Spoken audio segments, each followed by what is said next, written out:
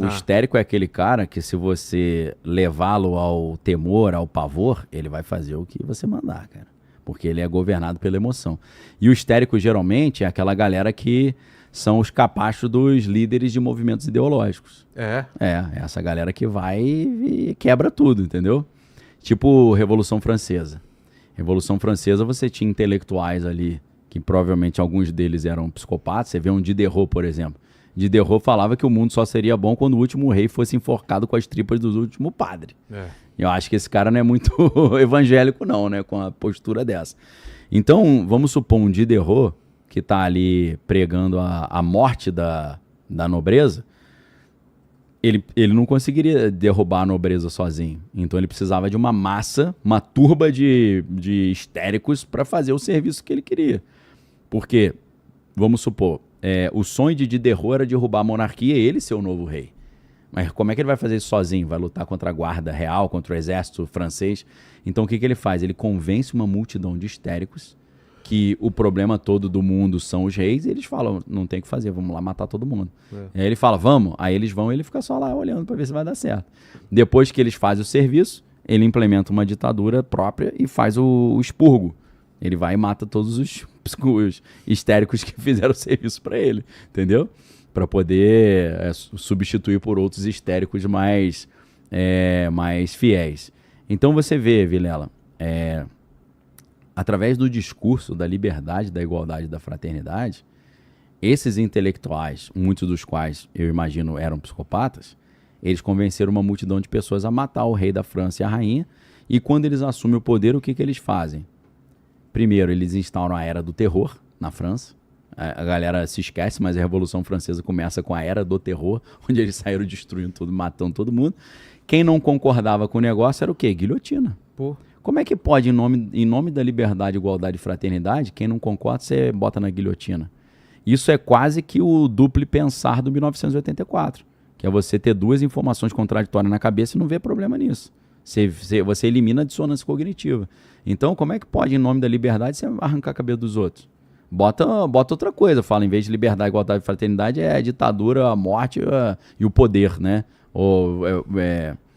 Poder à força, morte aos fracos. Podia ser esse o lema, mas não era. Por quê? Porque eles precisavam... E mais uma vez entra essa ideia do paramoralismo. Porque o que eles estavam fazendo? Eles estavam falando, nós estamos matando os reis da França e derrubando o antigo regime das monarquias europeias em nome da liberdade, da igualdade, da fraternidade. E aí entra o Revolução dos Bichos, né? Quando eles falam, todos os animais são iguais, mas uns são mais iguais do que os outros. Né? Então liberdade pra gente, não pra eles, né? Então é muito interessante porque quando você estuda a psicopatia na política, você entende como é que pequeníssimos grupos de psicopatas manipulam uma turba de histéricos e conseguem fazer grandes atrocidades com isso. Entendeu? Animal Farm, né? Revolução dos Bichos. Então isso aqui é extremamente interessante porque você tem... eu vou fazer uma conta arredondada aqui, tá? Para ficar mais fácil. Não é o dado que está no livro, é quase isso. 6% de psicopatas controlando 14% de histéricos. Então você tem 20% ali do sistema dominante, 6% que é o topo da pirâmide dos psicopatas, abaixo você tem os histéricos. Então, com 20%, você domina os outros 80%. Entendeu? Então aquela minoria barulhenta, que você tem um cara frio e calculista que utiliza um grupo de pessoas que vão fazer qualquer coisa que ele mandar por causa da ideologia.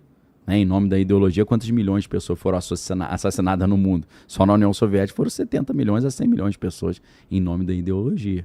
E quem matou essas 100 milhões de pessoas? Os histéricos. Esse grupo de histéricos que acreditou nessa ideologia que o capitalismo era o mal a ser eliminado. Né? E as classes também deveriam ser aniquiladas. Então, curiosamente, essa é a mesma estrutura do 1984. O George Orwell, ele identificou ali uma maneira pela qual o poder poderia se tornar eterno. Nunca mais haveria uma revolução contra as elites. Seria a elite final, o status quo definitivo. Porque isso, eu não sei se você se lembra, Vilela, mas dentro do 1984, você tem um livro chamado Teoria e Prática do Coletivismo Oligárquico. que era um livro manualzinho da resistência que circulava entre os subversivos lá, que eram comandados por um cara misterioso chamado Emanuel Goldstein. Emanuel Goldstein era o líder da resistência contra o Ing Sok, que era o socialismo inglês, e contra o grande irmão, o Big Brother. Então você tinha uma resistência ali e tinha a resistência tinha um livreto. O livreto é a teoria e prática do coletivismo oligárquico. Eu acho que eles até... eu ia falar isso, eles vendem esse livro separadamente. Sim. Mas ele está dentro do 1984. Chega um momento que o Winston, né, que é o protagonista, ele fala, achei o panfleto. O panfleto diz assim. Aí tem uma parte do livro, uma sessão inteira, que é todo esse livro. Às vezes corta um pouquinho e volta a comentar, dá uns intervalos, né? Mas isso aqui, olha que interessante, Manual Revolucionário para a Liberdade, a Força e a Paz. E isso aqui é uma das coisas mais interessantes que eu já li na minha vida, e isso me inspirou nessa ideia do meu próximo livro, que é A Última Revolução, que aí é isso aplicado à era da inteligência artificial, porque, na teoria, esse livro traz a seguinte ideia. Todas as revoluções que foram aconteciam da seguinte maneira. Você tinha uma elite e tinha uma classe média abaixo dessa elite. Essa classe média sempre era oprimida por essa elite e queria tomar o poder. Só que eles não tinham meios de tomar o poder, porque eles eram numericamente inferiores. Agora você tem, então, a elite, que é um pequeno grupo, a classe média e o povão. Então as revoluções sempre foram da seguinte maneira. A classe média que quer subir ao poder convence o povão a derrubar o poder para eles. E aí depois que o povão derruba o poder, eles assumem. Entendi. Então no livro, Teoria e Prática do Coletivismo Oligárquico, é sempre assim. Você tem a classe média que usa o povão para tomar o poder e sobe ao poder. Aí a outra classe média que surge depois usa o povão para derrubar o poder. Então o povão, as massas, né, no que no 1984 se chama de proletas, os proletários, né, proletas. Os proletas ou as massas são sempre a massa de manobra usada pela classe média para tomar o poder. Então o que acontece? Ele diz que essa é a história da sucessão das revoluções. Sempre foi assim. Só que no 1984, no Ing Sok, que é o socialismo inglês, eles criaram uma maneira de impedir isso, cortar isso. E você tem um governo definitivo que nunca mais vai sair do poder. Você fala, como é que você faz isso? Aí você cria um sistema de controle total e monitoramento total. Você tem que ter o Ministério da Verdade para apagar a história e reescrever a história, sempre contando a versão da elite. Você tem que ter a nova língua, você tem que mudar a linguagem porque eles perceberam desde aquela época, né, o livro é de 1948, eles perceberam que tem uma relação direta entre a linguagem e o pensamento. É mesmo. Aí entra a ideia da neurolinguística, né? Então, se você muda a linguagem, você muda o pensamento. Isso é real, né? É super real. A gente tem até o exemplo a teoria a hipótese Sapir-Whorf. Sapir e Whorf são dois antropólogos, né?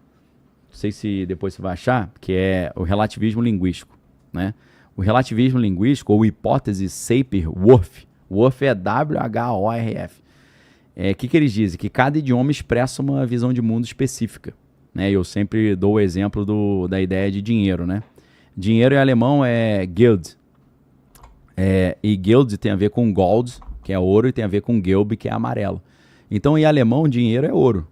A ideia de dinheiro na língua alemã é ouro. Só que na França é l'argent. L'argent significa prata, vem de argento, né? Argentina, do Mar del Plata, né? Então, na França, dinheiro é prata. Nos Estados Unidos, dinheiro é money, né? Money tem a ver com moeda, né? A palavra moneda, né? E no Brasil, dinheiro, a palavra dinheiro vem de denário, que é a diária, o salário pago por um dia de trabalho. Então, cada idioma expressa uma visão de mundo específica. E se cada idioma expressa uma visão de mundo específica, você trocar de idioma, você troca a visão de mundo. Mas você não precisa trocar o idioma. Se você trocar as palavras, você já consegue trocar o pensamento também. Então, o George Orwell, ele percebeu isso. Se você cria uma nova língua que vai fazer o povo amar o grande irmão, e esse é sempre o objetivo, esse é o objetivo final, você elimina a possibilidade de uma classe média usar as massas para tomar o poder. E, na verdade, o primeiro passo para você impedir a classe média de usar a massa para tomar o poder é você eliminar a classe média, que é o que Marx vem falando lá no Manifesto do Partido Comunista há tanto tempo. No capítulo 2, no final do capítulo 2, Karl Marx fala dos 10 passos de implementação do comunismo. E ele vai dizer que os proletários utilizarão a sua supremacia política para implementar impostos cada vez mais altos e progressivos para tirar todos os recursos da classe média e enfraquecer a classe média. Claro que ali ele não está falando classe média, ele fala burguesia, que é o equivalente da classe média.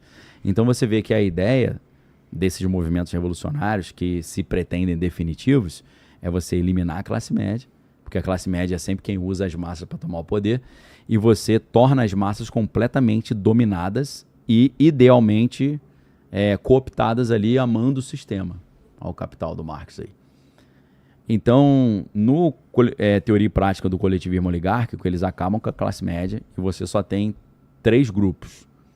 O partido interno, que é 2% da sociedade que domina, o partido externo, que é 8% da sociedade, e abaixo desses 10% você tem uma massa de pessoas que não tem informação, não tem cultura, não tem meios de ação, vive sobre o medo constante das guerras eternas, porque no teoria e prática do coletivismo oligárquico eles falam um negócio muito interessante. A gente não pode permitir que haja um cenário de abundância, porque se as massas tiverem abundância, elas terão condições de ter pensamento próprio, decisões próprias e tomar o poder. Vão ter meios de ação. E aí alguém pergunta, como é que faz para impedir a abundância?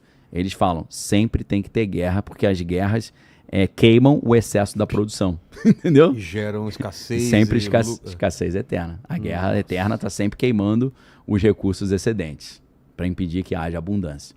E essa massa é manipulada pelas teletelas, que... Pô, hoje você pega um celular, tá te filmando 24 horas. Na época era futurismo, mas hoje em dia... O celular não só ouve, mas ele filma também, né?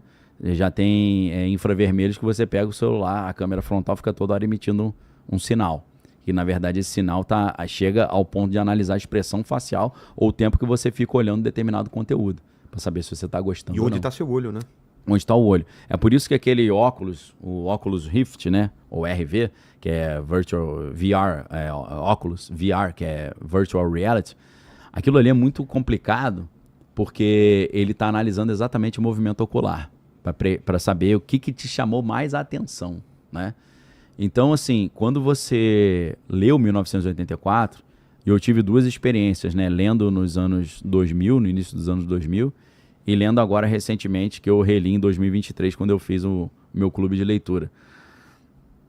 Foram 2 experiências completamente diferentes. Porque quando eu li 1984 no ano 2000, por exemplo, eu li como livro de ficção incrível. Falei, caramba, que legal. Quando eu li em 2023, me deu até náusea. Porque eu falei, cara, isso aqui está acontecendo agora com a tecnologia. Com a inteligência artificial, com a robótica, com tudo que a gente tem. Já dá para implementar isso. Então deu uma sensação terrível, assim, de falando, caraca, a ficção virou realidade. Tanto que tem, lá nos Estados Unidos tem aqueles bonezinhos do Trump, né, Make America Great Again. Tem uns caras que fizeram um boné Make Oral Fiction Again, né? Já vi. Vê se acha que é interessante, né? Que tá virando realidade. Então ali, Vilela, o que a gente tem no 1984 tem tudo a ver com isso. A gente tem um sistema em que psicopatas controlam histéricos, não tem classe média, e as massas nunca vão se levantar porque elas não têm meios de ação para isso, porque tudo que as massas fazem, pensam, falam e escrevem está sendo dominado 24 horas por dia. Então, quando você pega o psicopata no poder, que está sempre com medo de ser derrubado, e você associa isso com uma tecnologia que permite um monitoramento 24 horas da sociedade, você tem um sistema perfeito para o psicopata. Só que o psicopata ele nunca vai vender esse sistema tecnológico de controle total como uma prisão digital. Ele não vai falar, aceita aí a prisão digital na qual você vai ficar preso. Ele vai vender sempre como paraíso tecnológico. Então, olha que maravilha a abundância que a máquina está trazendo para você. Então, aqui, Vilela, o que esse cara descobre? Esse cara descobre que... Make Oral Fiction Again. Pô, eu quero esse boneco. Né? Muito maneiro, né? Esse cara descobre que o psicopata ele chega ao poder apoiado pelos histéricos. E quando, aí que é a parte que nos interessa, que eu estou partindo do princípio que nós não somos nem histéricos nem psicopatas, somos normais, entre aspas, né? Ninguém é normal. Com várias aspas aí. Quando o psicopata encontra alguém que não é histérico, o encantamento dele não funciona. Então o que ele faz? Ele fuzila tanto essa pessoa, tentando destruir. Quando ele não consegue cooptar, ele destrói.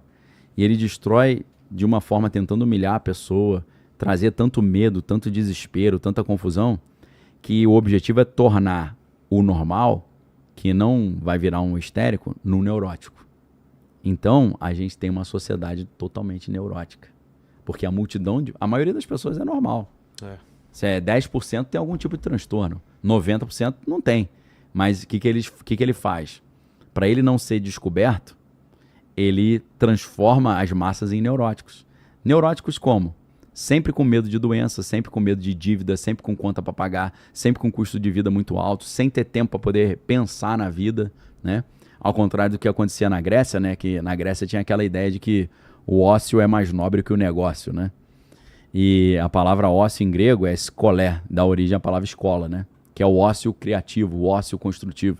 Então é aquilo que Michel Foucault vai chamar de biopoder ou biopolítica, que é o controle sobre a vida. Tornar o cara tão atarefado e tão na correria de conta para pagar que ele não vai ter tempo para repensar se a vida precisava ser assim ou se ela poderia ser melhor. Que é mais ou menos o que Steve Jobs fez no início da vida dele, né? Tem uma entrevista do Steve Jobs bem novinho ainda, que ele tá cabeludinho ainda, né? Todo barbudinho, cabeludo. E ele fala assim, cara, um dia eu cheguei à seguinte conclusão. Eu pensei assim, olha, eu nasci num mundo já cheio de regrinha que não fui eu que criei, regrinhas que foram criadas por pessoas que não são mais inteligentes do que eu, e regras que eu não tô afim de seguir, pô. Então eu não vou jogar esse jogo. Eu quero criar os meus próprios produtos e fazer as coisas do que eu quiser. Então ele tem um momento ali de ócio criativo para poder pensar sobre a vida e fazer algo diferente. As massas não podem ter esse tempo de...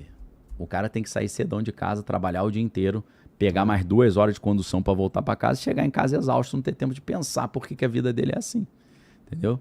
Então, na ponerologia, é assim que funciona. O psicopata, ele domina, controlando uma multidão de histéricos, que são aqueles militantes ideológicos histéricos que até matam pela ideologia. E abaixo tem as massas que estão tão atarefadas ali que não tem tempo mais para fazer nada.